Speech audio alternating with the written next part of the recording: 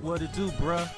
Talk of the town, Nintendo, Doc Trey, still holding it down, still make the best games, and you know this, bro. It's the truth. If you don't like it, you can have that seatbelt. So it turns out that Tomb Raider Definitive Edition on the Nintendo Switch and the Switch 2 is actually a hybrid. So if you guys saw my last video, I was talking to you guys about how Tomb Raider Definitive Edition on the Switch and Switch 2 wasn't so definitive. Well, it turns out that the Switch version is neither the PS3 version or the PlayStation 4 version of this game. It's a weird hybrid. So a video was uploaded comparing the PS3, the PlayStation 4 version running on a PlayStation 5 Pro, and the Switch 2 versions after I uploaded my video. And it shows something very interesting here. So originally, seeing the footage of the Switch version and also the Switch 2 version, it just simply looked like that was the PlayStation 3 version of the game with some cleaned up textures, and in the case of the Switch 2, a much better frame rate. But it turns out there's a little more than meets the eye there. So that same YouTuber that I referenced in my other video, Saiku1, uploaded another video. And this one, like I said, is comparing the PlayStation 3 version, the PlayStation 4 version running on a PlayStation 5 Pro and backwards compatibility versus the Switch 2. And as we can see here, the Switch and Switch 2 version is neither the PlayStation 4 version or the PS3 version. It's a mixture of the two.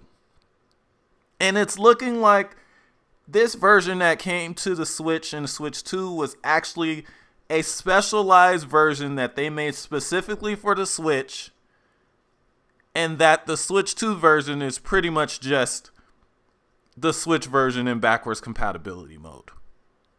So as we can see here,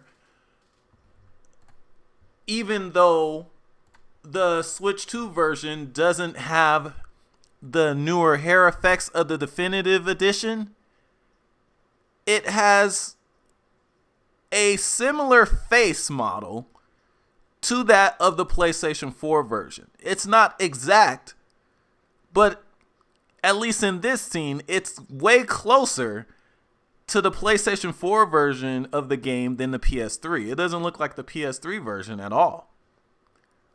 Yet it doesn't have the hair effects, the tress effects of the PlayStation 4 version. And we can also see, even looking at the rock formation that she has her hands on, the textures are different across all three versions. Like, no version of this game looks like each other. They all look different in their own ways. And we can see another picture here. We can see that the foliage on each version of the game looks different.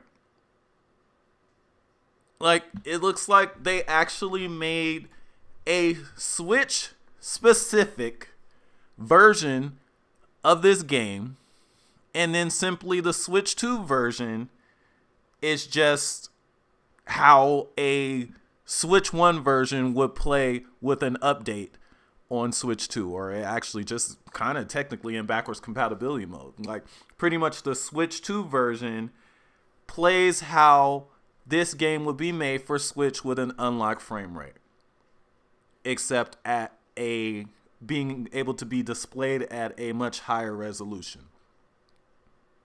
So the truth is, it's not all the way the definitive version edition of this game, definitive edition, but it shares some of the elements, a lot of the elements with the definitive edition when it comes to some of the lighting, the differences in lighting, the differences in some of the shadows, even though it doesn't have all of the shadows of the PlayStation 4 version. And the terrain is different. like the definitive edition. So yeah, it's this weird mixture here.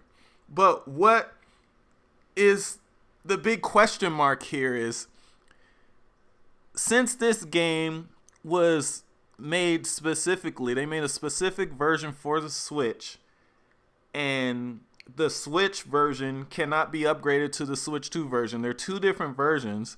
If they were going to go through all of that, why did they not just port the missing effects that could not run on the Switch to the Switch 2 version? And the question is, will they update the Switch 2 version with the missing effects from the definitive edition from the PlayStation 4? Because it can obviously run it. So it looks like what happened here is that they made a specific version around the Nintendo Switch 1's capabilities and simply ported it to the Switch 2 at a higher res and much better frame rate. But let me know what you guys think in the comment section. Did you guys already pick the game up? It looks like it's actually selling really good on eShop, and a lot of that is also due to the fact that the price point is really low. But let me know what you guys think in the comment section.